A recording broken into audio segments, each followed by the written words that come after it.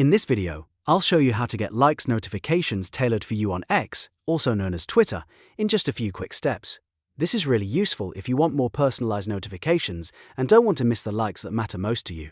If this tutorial helps, make sure to hit the like button and subscribe for more simple social media guides. Let's jump right in. First, open x.com or the Twitter app and make sure you're signed into your account. On the left navigation bar, click on More.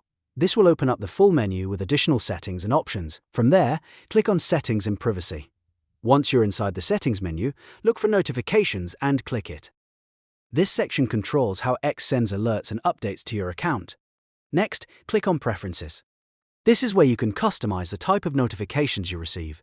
After that, click on Push Notifications. Now you'll see all the push notification options that can be turned on or off. Scroll down until you find the Likes section. Under Likes, toggle on Tailored for You.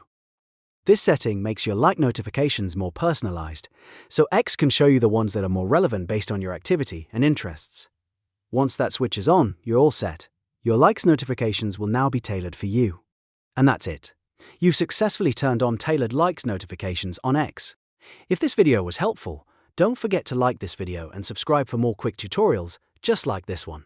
Thanks for watching.